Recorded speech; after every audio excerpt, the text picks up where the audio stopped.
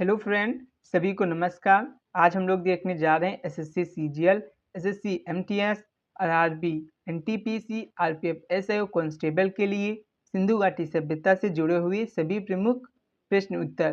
तो दोस्तों, एमसीक्यूज करने से पहले हम सिंधु घाटी सभ्यता के प्रमुख स्थल, उत्खननकर्ता, किस नदी के किनारे बसा हुआ है, वर्तमान इसकी स्थिति क्या है और वहाँ से क्या महत्वपूर्ण साक्ष्य मिले हैं, इनके बारे में जान लेते हैं। फिर हम लोग एमसीक्यूज करते हैं।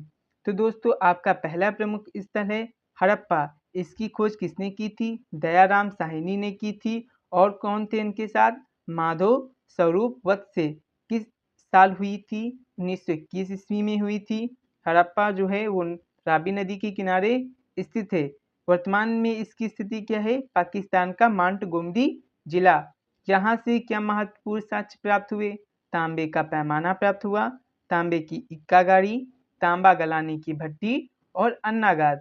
आपका अगला जो स्थल है वो है मोहनजोदड़ो, जिसकी खोज राखाल दास बनर्जी ने की 1922 ईस्वी में और ये सिंधु नदी के किनारे स्थित है।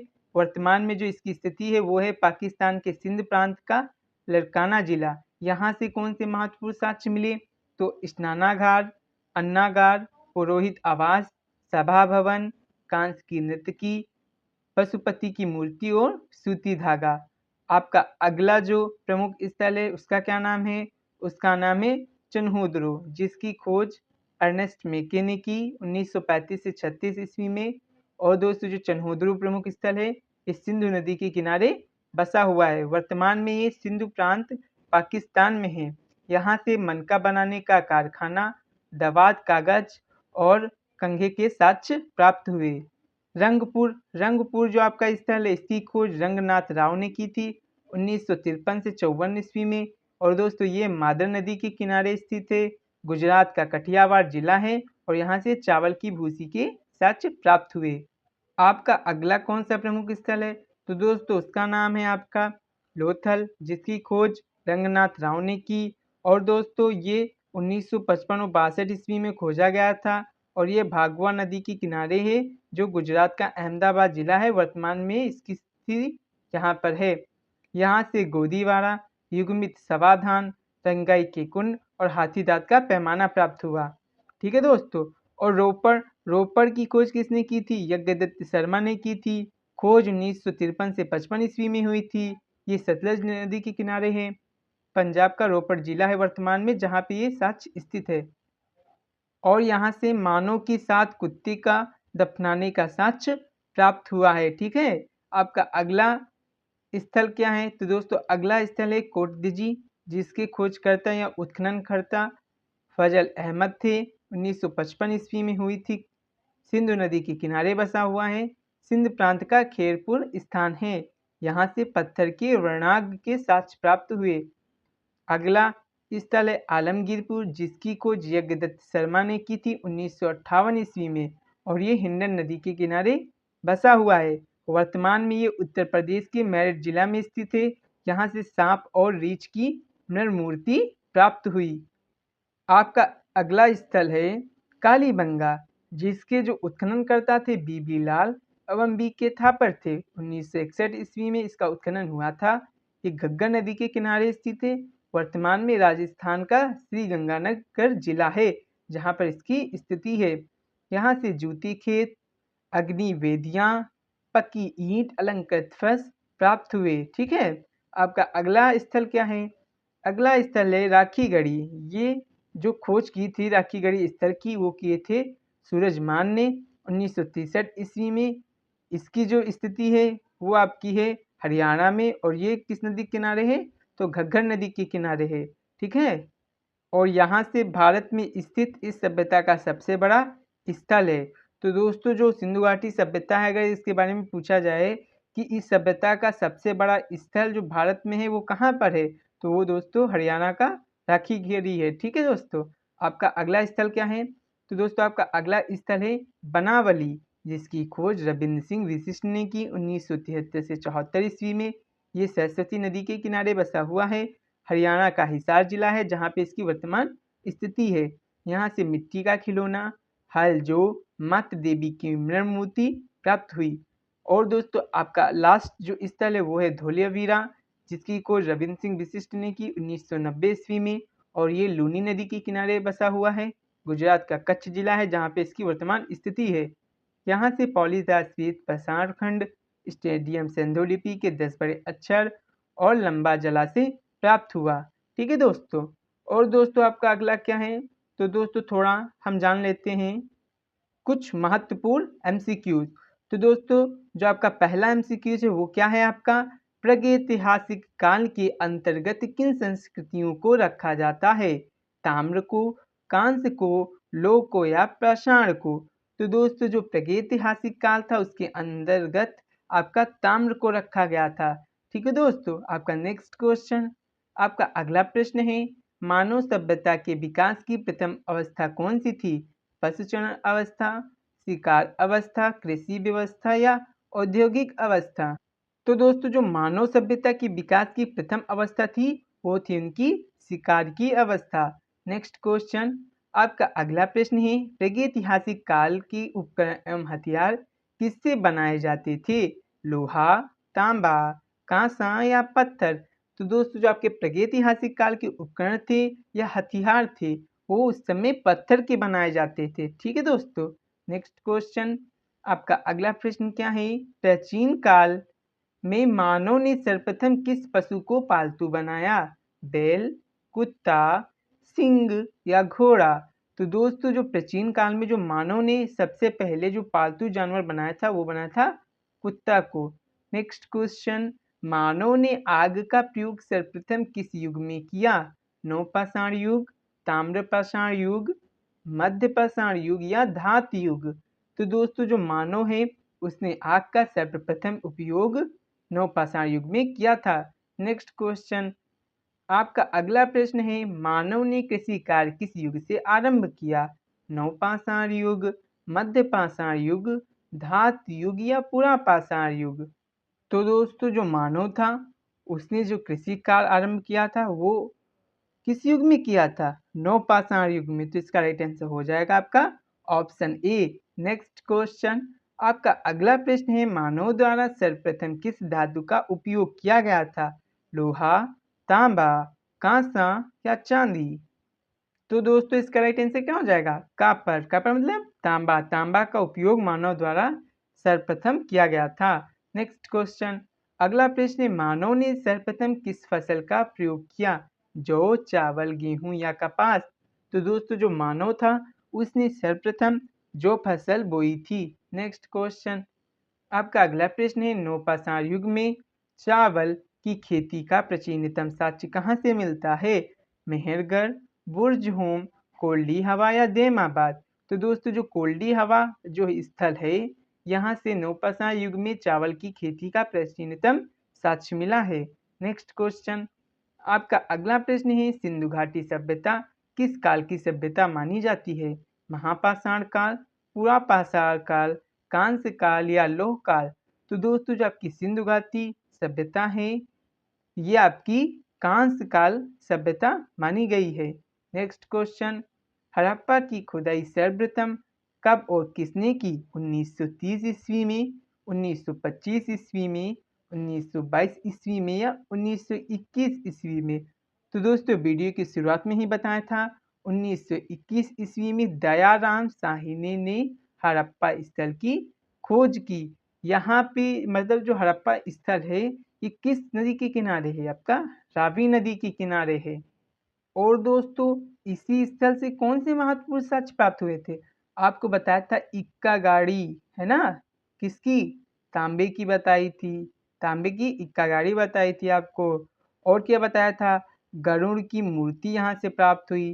ठीक है, तो इन बातों को आपको याद रखना है। नेक्स्ट क्वेश्चन, आपका अगला प्रश्न है, निम्न में से किस स्थल को मृतकों का टीला के नाम से जाना जाता है, हड़प्पा, मोहनजोदड़ो, कालीबंगा या धोलीवीरा। तो दोस्तों जो आपका मोहनजोदड़ो है इसे मृतकों के टीला के नाम से जाना जाता है। और मोहनजोदड़ो जो आपका स्थल इसकी खोज किसने की थी, राखाल दास बनर्जी ने की थी। कब की थी, तो दोस्तों जो आपके राखाल दास बनर्जी हैं इन्होंने 1922 ईस्वी में की थी। ये किस नदी के किनारे है, तो सिंधु नदी के किनारे है। वर्तमान में इसकी स्थिति पाकिस्तान का कौन सा जिला आपका मोंटगोमरी जिला है। और दोस्तों यहाँ से कौन से मुख्य या प्रमुख साक्ष्य मिले, तो दोस्तों यहाँ अन्नागार मिले थे। ठीक है, तो इसको याद रखना है। नेक्स्ट क्वेश्चन, आपका अगला प्रश्न है मोहनजोदड़ो के टीले की खोज का श्रेय किसे जाता है। राखालदास बनर्जी, जॉन मार्शल, दयाराम साहनी या माधव स्वरूप वत्स। तो दोस्तों भी बता ही दिया था कि राखालदास बनर्जी ने 1922 ईस्वी में इस स्थल की खोज की थी। नेक्स्ट क्वेश्चन, अगला प्रश्न है हड़प्पा सभ्यता में विशाल स्नानागार के साक्ष्य कहाँ से प्राप्त हुए। हड़प्पा, मोहनजोदड़ो, धोलीवीरा या लोथल। तो दोस्तों जो आपका मोहनजोदड़ो हड़प्पा स्थल था, यहाँ से विशाल स्नानागार के साक्ष्य प्राप्त हुए थे। तो दोस्तों इसका राइट आंसर क्या हो जाएगा आपका ऑप्शन बी। नेक्स्ट क्वेश्चन, आपका अगला प्रश्न क्या है। अगला प्रश्न है सिंधु घाटी सभ्यता में गोदीवारा का साक्ष्य कहाँ से प्राप्त हुआ। लोथल, धोलीवीरा, चन्होदरो या सिरकोटदा। तो जो सिंधु घाटी सभ्यता थी उसमें जो गोदीवारा का साक्ष्य प्राप्त हुआ था वो प्राप्त हुआ था लोथल। और लोथल जो स्थल है इसकी खोज कब हुई, 1954 ईस्वी में हुई थी। ठीक है, और ये वर्तमान में कहाँ है, तो ये आपका वर्तमान में गुजरात में स्थित है। ठीक है दोस्तों। नेक्स्ट क्वेश्चन, आपका अगला प्रश्न है निम्न में से किस धातु का प्रयोग हड़प्पा के लोग ने नहीं किया था या उस धातु के बारे में हड़प्पा सभ्यता के लोग नहीं जानते थे। तो दोस्तों जो इसमें ऑप्शन है थोड़े गलत हो गए हैं, मैं उनको लिखे दे रहा हूँ। सोना, ठीक है, चांदी, कांसा और लोहा। तो दोस्तों अब इसमें से आपको बताना है कि इन चार धातुओं में से कौन सी धातु हड़प्पा सभ्यता के लोग नहीं जानते थे। तो दोस्तों सोना भी जानते थे, चांदी भी जानते थे और सिंधु घाटी सभ्यता को कांस्य युगीन सभ्यता कहते ही हैं।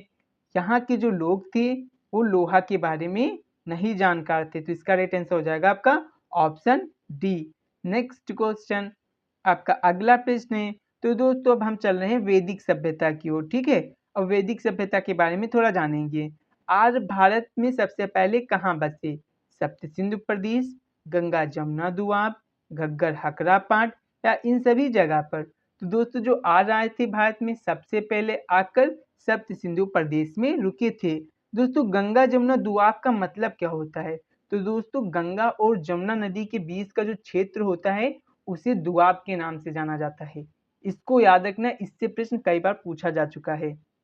नेक्स्ट क्वेश्चन, आपका अगला प्रश्न है ऋग्वेदिक काल का सर्वाधिक महत्वपूर्ण देवता कौन था। अग्नि, विष्णु, इंद्र या वरुण। तो दोस्तों जो ऋग्वेदिक काल के समय सबसे सर्वाधिक जो महत्वपूर्ण देवता थे वो आपके थे इंद्रदेव। ठीक है।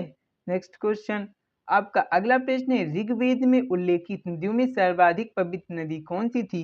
गंगा, यमुना, सरस्वती या सिंधु। तो दोस्तों जो सबसे पवित्र नदी थी वो आपकी थी सरस्वती नदी। तो इसका राइट आंसर हो जाएगा आपका ऑप्शन थर्ड। नेक्स्ट क्वेश्चन, ऋग्वेदिक आर्य किसकी पूजा करते थे। गाय की, माता की, वृक्ष की या प्रकृति की। तो दोस्तों जो ऋग्वेदिक आर्य थे वो प्रकृति की पूजा करते थे, किसकी, नेचर की। ठीक है। नेक्स्ट क्वेश्चन, आपका अगला प्रश्न है ऋग्वेदिक के 10वीं मंडल में निम्न में से किसका उल्लेख पहली बार मिलता है। पुरोहित का, सोमरस का, शूद्र का या सेनानी का। तो दोस्तों जो शूद्र हैं इनके बारे में जो जानकारी मिलती है वो मिलती है ऋग्वेद की 10वीं मंडल में। ठीक है दोस्तों।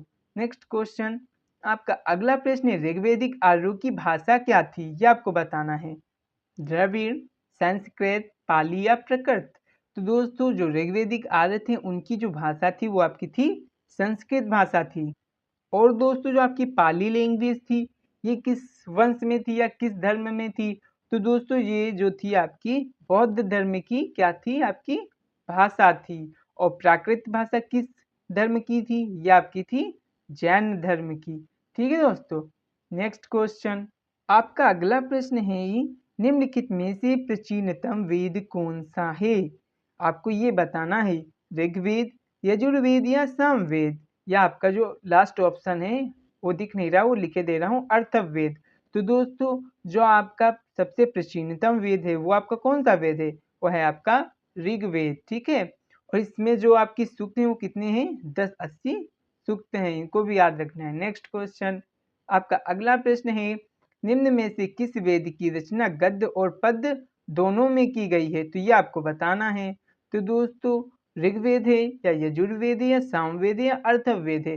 तो यजुर्वेद जो है इसकी रचना गद्य और पद्य दोनों में की गई है। ठीक है, नेक्स्ट क्वेश्चन आपका अगला प्रश्न है, ऋग्वेद में विनिमय के माध्यम से किसका प्रयोग किया जाता था?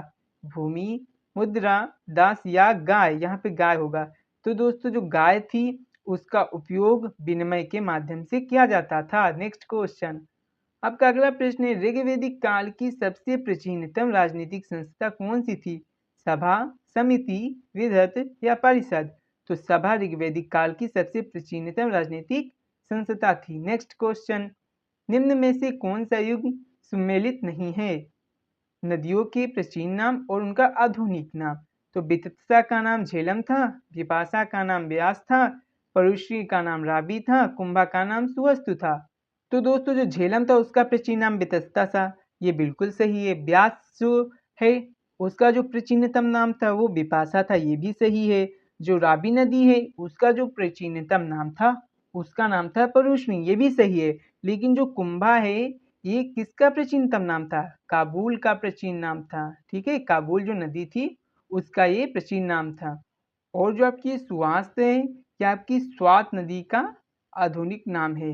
नेक्स्ट क्वेश्चन आपका अगला प्रश्न है, उत्तर वैदिक काल का सर्वाधिक महत्वपूर्ण देवता कौन था? इंद्र, प्रजापति, विष्णु या शिव? तो दोस्तों जो प्रजापति थे उत्तर वैदिक काल के सर्वाधिक महत्वपूर्ण देवता थे। ठीक है दोस्तों, नेक्स्ट क्वेश्चन आपका अगला प्रश्न है, उत्तर वैदिक कालीन लोगों ने किस धातु की खोज की थी? लोहा, कांसा, तांबा या चांदी? तो इन लोगों ने लोहे की खोज की थी, क्योंकि कांसा, तांबा और चांदी की खोज तो आपके किस समय हो गई थी?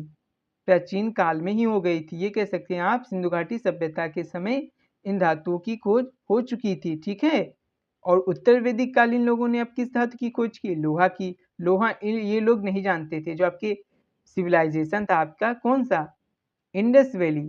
तो इंडस वैली जो सिविलाइजेशन था सिंधु घाटी सभ्यता, वहाँ के जो लोग थे कांसा, तांबा और चांदी से तो जानकार थे, लेकिन लोहा को नहीं जानते थे। बाद में लोहा को किसने खोजा? उत्तर वैदिक काल के लोगों ने। नेक्स्ट क्वेश्चन आपका अगला प्रश्न है, भारत का आदर्श राष्ट्रीय वाक्य सत्यमेव जयते कहाँ से लिया गया है? मंडोकोपनिषद, कठोपनिषद, छंदोग्य उपनिषद या ऋग्वेद? तो दोस्तों जो आपका सत्यमेव जयते हैं ये आपका मुंडोक उपनिषद से लिया गया है। नेक्स्ट क्वेश्चन अगला प्रश्न है, तो दोस्तों अब हम जैन और बौद्ध धर्म से संबंधित कुछ प्रश्न देखेंगे। तो दोस्तों आपका जो पहला प्रश्न है, जैन धर्म का वास्तविक संस्थापक किसे माना जाता है? ऋषभदेव, महावीर, नेमिनाथ या पार्श्वनाथ? तो दोस्तों जो आपके 24वें तीर्थंकर थे महावीर, इन्हें जैन धर्म का वास्तविक संस्थापक माना जाता है। नेक्स्ट क्वेश्चन आपका अगला प्रश्न है, जैन धर्म के 24वें और अंतिम तीर्थंकर कौन थे? अभी बता ही दिया, महावीर जी थे। आपका नेक्स्ट क्वेश्चन क्या है, पार्श्वनाथ द्वारा प्रतिपादित 4 महाव्रतों में महावीर स्वामी ने कौन सा 5वां व्रत जोड़ा? अपरिग्रह, ब्रह्मचर्य, सत्य या अस्तेय? तो दोस्तों जो पार्श्वनाथ थे उन्होंने 4 महाव्रत कौन से जोड़े थे? आपका जोड़ा था अपरिग्रह, सत्य जोड़ा था, अस्तेय जोड़ा था मतलब चोरी ना करना, और कौन सा जोड़ा था उन्होंने? अहिंसा जोड़ा था। लेकिन दोस्तों जो आपका 5वां व्रत था महाव्रत जिसे महावीर द्वारा जोड़ा गया उसका नाम था ब्रह्मचर्य। ठीक है, नेक्स्ट क्वेश्चन आपका अगला क्वेश्चन किससे है? अब आपके जो अगले क्वेश्चन रहने वाले हैं वो मौर्य साम्राज्य से रहने वाले हैं। ठीक है, तो आपका पहला क्वेश्चन क्या है, चंद्रगुप्त मौर्य ने नंद वंश के किस शासक को समाप्त कर मौर्य वंश की स्थापना की? महापद्मानंद, नंदीवर्धन, राष्ट्रपाल या घनानंद? तो दोस्तों जो आपके धनानंद हैं इनको क्या करके खत्म करके चंद्रगुप्त मौर्य ने मौर्य वंश की स्थापना की थी। नेक्स्ट क्वेश्चन आपका अगला प्रश्न है, प्रसिद्ध यूनानी राजपूत मेगास्थनीज किसके दरबार में रहता था? चंद्रगुप्त मौर्य, अशोक, बिंदुसार या दशरथ? तो दोस्तों जो आपका मेगास्थनीज था जिसने इंडिका पुस्तक लिखी है ये किसके शासनकाल में आया था? चंद्रगुप्त मौर्य के शासनकाल में आया था। नेक्स्ट क्वेश्चन आपका अगला प्रश्न कौटिल्य की विश्व प्रसिद्ध रचना है नीतिसार, अर्थशास्त्र, मुद्रा राक्षस या इंडिका? तो मुद्रा राक्षस आपकी किसकी है? मुद्रा राक्षस आपकी विशाख दत्त की। ठीक है, और आपकी जो है इंडिका है ये किसकी है? तो ये आपकी मेगास्थनीज की। ठीक है, और आपकी जो अर्थशास्त्र है इसके रचनाकार कौटिल्य हैं। और कौटिल्य को किस अन्य नाम से जाना जाता है? तो इनको नाम से जाना जाता है विष्णुगुप्त। कौन नाम से? विष्णुगुप्त। ठीक है। नेक्स्ट क्वेश्चन, आपका अगला प्रश्न, इंडिका किसकी रचना है? तो ये बता ही दिया, मेगस्थनीज की पुस्तक है। चाणक्य की अर्थशास्त्र है। आपका अगला प्रश्न क्या है? तो अगला प्रश्न जो रहने वाले हैं वो गुप्त साम्राज्य समुद्रगुप्त और चंद्रगुप्त द्वितीय से रहने वाले हैं। गुप्त वंश का संस्थापक कौन था? घटोत्कच, चंद्रगुप्त प्रथम, शिवगुप्त या रामगुप्त? तो दोस्तों जो गुप्त वंश का संस्थापक था वो था आपका श्रीगुप्त। श्रीगुप्त के बाद कौन आया था? घटोत्कच, मतलब फिर आए सबसे पहले आपके श्रीगुप्त, उसके बाद घटोत्कच, उसके बाद चंद्रगुप्त, उसके बाद समुद्रगुप्त, उसके बाद कौन आया आपका? चंद्रगुप्त द्वितीय। तो दोस्तों जो आपके श्रीगुप्त है वो गुप्त वंश के संस्थापक हैं। चंद्रगुप्त प्रथम गुप्त वंश के वो प्रथम शासक था जिसने महाराजाधिराज की उपाधि ग्रहण की। और समुद्रगुप्त जिसे क्या कहा जाता है? भारत का नेपोलियन कहा जाता है। और जो दोस्तों चंद्रगुप्त द्वितीय थे उन्होंने किस उपाधि को धारण किया था? उन्होंने किया था विक्रमादित्य की उपाधि को ग्रहण। नेक्स्ट क्वेश्चन, आपका अगला प्रश्न है, गुप्त वंश के किस शासक ने सर्वप्रथम महाराजाधिराज की उपाधि धारण की? श्रीगुप्त, घटोत्कच, चंद्रगुप्त प्रथम या समुद्रगुप्त? तो दोस्तों जो आपके चंद्रगुप्त प्रथम थे इन्होंने महाराजाधिराज की उपाधि ग्रहण की। नेक्स्ट क्वेश्चन, अगला प्रश्न, किस गुप्त वंश को कविराज कहा जाता था? समुद्रगुप्त, रामगुप्त, स्कंदगुप्त या कुमारगुप्त? तो दोस्तों जो समुद्रगुप्त थे इन्हें कविराज कहा जाता था। ठीक है, क्योंकि ये कविता को लिखने में बहुत ही शौकीन थे। नेक्स्ट क्वेश्चन, आपका अगला प्रश्न है, किस गुप्त शासक को भारत का नेपोलियन कहा जाता था? तो समुद्रगुप्त को कविराज और भारत का नेपोलियन दोनों चीज कहा जाता था। नेक्स्ट क्वेश्चन, आपका अगला प्रश्न है, श्रीलंका के राजा मेघवर्मन ने किस गुप्त शासक से भगवान बुद्ध का मंदिर बनवाने की अनुमति मांगी थी? समुद्रगुप्त, स्कंदगुप्त, कुमारगुप्त या उपगुप्त? तो दोस्तों वो थे आपके समुद्रगुप्त। समुद्रगुप्त से श्रीलंका के राजा मेघवर्मन ने भगवान बुद्ध का मंदिर बनवाने की परमिशन मांगी थी। नेक्स्ट क्वेश्चन, अगला प्रश्न, चीनी यात्री फायान भारत आया किसके शासनकाल में? समुद्रगुप्त, चंद्रगुप्त प्रथम, चंद्रगुप्त द्वितीय, कुमारगुप्त? चीनी यात्री जो फायान थे ये भारत आए थे आपके चंद्रगुप्त द्वितीय के शासनकाल में। और कब से कब तक रहे थे? 399 ईस्वी से 412 ईस्वी तक। ठीक है। नेक्स्ट क्वेश्चन, आपका अगला प्रश्न, चंद्रगुप्त विक्रमादित्य ने किस उपलक्ष्य में चांदी के सिक्के जारी किए? राजा बनने के, होरों को पराजित करने के, शादी करने के या शकों पर पराजित करने के? तो जो चंद्रगुप्त विक्रमादित्य थे उन्होंने शकों पर पराजित किया था। ठीक है, या आप कह सकते हैं शकों पर विजय प्राप्त की थी, इसलिए उन्होंने चांदी के सिक्के जारी किए थे। ठीक है। नेक्स्ट क्वेश्चन, आपका अगला प्रश्न है, अगले प्रश्न जो आपके रहने वाले हैं वो पुष्यभूति वंश से रहने वाले हैं। तो दोस्तों जो आपका पहला प्रश्न है वो है, हर्षवर्धन की राजधानी क्या थी? थानेश्वर, पाटलिपुत्र, उज्जैन या कन्नौज? तो दोस्तों जो हर्षवर्धन की राजधानी थी वो थी कन्नौज। ठीक है, तो इसका राइट आंसर हो जाएगा आपका ऑप्शन डी। नेक्स्ट क्वेश्चन, आपका अगला प्रश्न है, चीनी यात्री हैंसांग किसके शासनकाल में भारत आया? चंद्रगुप्त द्वितीय, कुमारगुप्त, हर्षवर्धन या राज्यवर्धन? तो दोस्तों जो आपके हैंसांग थे चीनी यात्री, ये हर्षवर्धन की शासनकाल में आए थे। ये कब से कब तक रहे थे इंडिया में? 630 ईस्वी से 645 ईस्वी तक। किसी किसी बुक में 629 से 645 दिया, किसी किसी में 630 से 645 दिया। ठीक है। नेक्स्ट क्वेश्चन, आपका अगला प्रश्न है, प्रयाग प्रशस्ति की रचना किसने की? भारभट्ट, हरिशेष, रविकीर्ति या कालिदास? हरिशेष द्वारा रचित पुस्तक का नाम है प्रयाग प्रशस्ति। ठीक है। कालिदास ने क्या लिखा है? मेघदूतम। नेक्स्ट क्वेश्चन, अगला प्रश्न है, हर्षवर्धन को नर्मदा नदी के तट पर किस शासक ने हराया था? पुलकेशिन प्रथम, अमोघवर्ष, पुलकेशिन द्वितीय या देवपाल? तो दोस्तों जो आपके पुलकेशिन द्वितीय हैं इन्होंने नर्मदा नदी के तट पर हर्षवर्धन को हराया था। और दोस्तों ऐहोल अभिलेख से कई बार प्रश्न पूछा जा चुका है कि किससे संबंधित है? तो दोस्तों ये संबंधित है पुलकेशिन द्वितीय का हर्षवर्धन पर विजय से। ठीक है। नेक्स्ट क्वेश्चन, आपका अगला प्रश्न है, अगला प्रश्न आपके राजपूत काल से रहने वाले हैं। तो पहला प्रश्न, गुर्जर प्रतिहार वंश की स्थापना किसने की थी? नागभट्ट प्रथम, वत्सराज या हर्षवर्धन या मिहिर भोज? तो दोस्तों गुर्जर प्रतिवंश जो प्रतिहार वंश है इसकी स्थापना की थी नागभट्ट प्रथम ने। नेक्स्ट क्वेश्चन, आपका अगला प्रश्न है, महान प्रतिहार राजा कौन था? धर्मपाल, हर्ष, मिहिर भोज या महेंद्रपाल? तो दोस्तों जो महान प्रतिहार राजा थे वो आपके थे मिहिर भोज।